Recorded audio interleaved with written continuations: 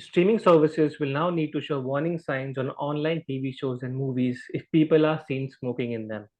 Union Health Minister Dr. Mansukh Mandviya released a new set of guidelines for the depiction of tobacco products in online content by OTT platforms yesterday. We have Nikhil Pahwa, founder of Media Nama, here to discuss this. Nikhil, what does this mean for online users and OTT platforms? Thanks, Akshat. When we go to watch a movie in a theater, before the movie begins and after and just before the interval ends, before the second half of the movie, we see these horrible anti-smoking ads where they show someone's blackened lungs and what kind of depictions of smokers' lungs, as they call them, before the show. And then even in the middle of the movie, if there's someone smoking, you see a line across saying that tobacco causes cancer, or tobacco kills, or smoking is injurious to health. So we see these. Now, what with these guidelines, the same thing is likely to apply to online platforms. So the notification from the Ministry of Health states that the publishers of online streaming services, wherever there is tobacco products in use in a show or a movie, they'll have to add anti-tobacco health spots for a minimum of 30 seconds at the beginning and middle of the program. So it's almost like they're thinking of them as like a movie with an interval, right? And then, they will have to display an anti-tobacco health warning, such as a prominent static message at the bottom of a screen whenever tobacco products are shown, just like in the theater. And they'll have to add an audio-visual disclaimer on the ill effects of tobacco for a minimum of 20 seconds, each in the beginning and the middle of the program. So, it's almost like the Ministry of Health has thought that OTT, because movies are on in theaters and now they're online, so the same rules should apply to online as well. So kind of like a same service, same rules sort of an approach, without really understanding that online services are very different from theater. Like there are TV shows which are just like say 20-minute long shows. There's binge watching, and so what this means for users is that it'll be a lot of interruption for them every time they start a show. Instead of going straight to the episode, there will be a warning before it begins. Um, and these services have only been given about 3 months from the notification of this particular announcement to actually implement this, which is quite crazy. So, Nikhil, similar rules apply to movies and movie theaters as well. So, what's wrong with applying them to OTT platforms? Yeah, so like I was saying, you have longer shows, shorter shows, you have uh, all sorts of, like, you have also a large variety of content, you have a large library of content. OTT platforms are very different from theaters. In theaters, there's one or two or five movies being streamed at any given point in time, and it is typically new, or it has already had this kind of sort of a implementation, and it's typically mostly Indian content or something that's been approved by the CBFC for showing in cinemas here. So this is a very smaller, it's a smaller subset, it's a template, whereas OTT titles are in the like hundreds of thousands, if not millions. There are so many movies on each and every streaming service, going back to decades.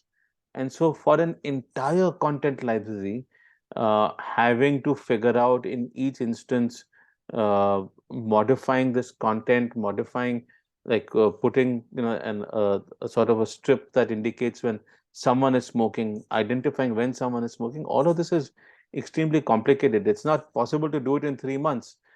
And then the other is that the online streaming experience is a personal experience, right? It's one person watching a show. It's not a broadcast sort of a situation.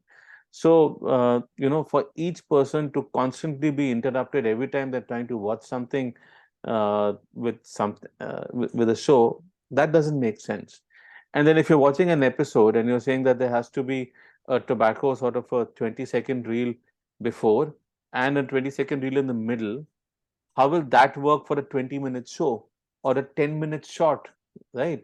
It's just so sort of it interrupts the flow of viewing. It sort of hampers the user experience, and especially when you already have regulations which enable this. Okay. Okay. So this is coming from the Ministry of Health, as you mentioned. Shouldn't it come from the Ministry of Information and Broadcasting? So when it's coming from the ministry, so what happened was that the IT rules that came out, in 2020, basically set the stage for regulation of streaming services. Streaming services uh, basically were asked to abide by a code of conduct. They were asked to issue a certain set of warnings before every show. And typically there's an age rating. There's things about whether it has nudity, whether it has violence, whether it has language, it has smoking. All of that is mentioned already in the beginning. So those guidelines are already in place. Now, to have these new guidelines added on top of it, my question is, how does this work? Like, where is the jurisdiction? Who has the jurisdiction over giving this direction to OTT streaming platforms? Does the Ministry of Health have the jurisdiction, or does only the Ministry of Information and Broadcasting have the jurisdiction? And effectively, I know they're not in conflict with each other, but what happens when there is a conflict? The other is that there is a penalty sort of an approach that's being taken here, where there's going to be a committee with some government officials, including the Ministry of Health officials and Ministry of Information and Broadcasting officials, that can suo moto take action against streaming services platform. So in this case, what action they will take, what punishment is applicable, what is the limit to the punishment that might be applicable? They say they can ask for modification of content also.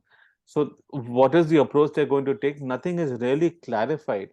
So it's a very vague kind of an approach. It's not taken into account the regulations that are already in place. It's not taking into account the difference between streaming and cinema. The fact that cinema is broadcast and it's public viewing and streaming is personal viewing, the fact that the type of content is different, the fact that the library of content is much bigger when it comes to OTT streaming services, all of these things which have already been taken into account by MeitY and the Ministry of Information and Broadcasting through a proper consultation process, none of that is actually happening that is not seem to be taken into account over here. They've just gone ahead and issued the guidelines. So as you mentioned that there's a big library in OTT platforms and users watch them personally each every show. So is it Hmm. possible to use AI to modify the whole large library of OTT? Yeah, so that's a tricky one, because the thing is that it might be possible to use AI to detect when there is smoking on screen, but it's still not never going to be perfect, right? And there's a massive library of content to go through. So while it can assist, it can also make mistakes. AI is not perfect, so if people who believe that AI is the solution to all problems, that's not the case. It You will still need human intervention every single time to go and map it out, that this is where smoking is coming in and this is where the sign saying that smoking is injurious to health is going to come in. Like, it's easier to do it for newer content because that's, people go through it, look at the regulations and give approvals, and when new content is coming on, but the catalog is really really vast, and it will take time. Like, giving a 3 month deadline for doing this is impractical, and I don't think anyone's going to be able to meet that deadline. Okay. So my last question to you is, Nikhil, was there a public consultation on this issue? No, there wasn't. I mean, this just came out of the blue. There was no public consultation, at least when, to give credit to the Ministry of Electronics and Information Technology, when they were coming out with the IT rules for the other things, they did a proper public consultation. But again, just like there was no public consultation for regulation of OTT streaming services by the minister by MeitY when the IT rules came out in 2020, this time also there was no public consultation on regulation uh,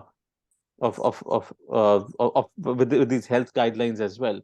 So this is not following basically parliamentary processes, and if the ministry had done this, they would have received some of this feedback that OTT is not the same as theaters, and I think this is going to be, hopefully, I don't know if they can roll it back, but it's indicative of how regulation is getting made in India without giving much thought uh, to the user experience of things. It's almost like, and it also indicates a complete lack of understanding from the Ministry of Health of OTT streaming, OTT platforms, and how consumers actually view that content, and the fact that it is actually personal viewing. Okay. So thanks a lot, Nikhil, for explaining us the whole issue. Appreciate your time. Thanks.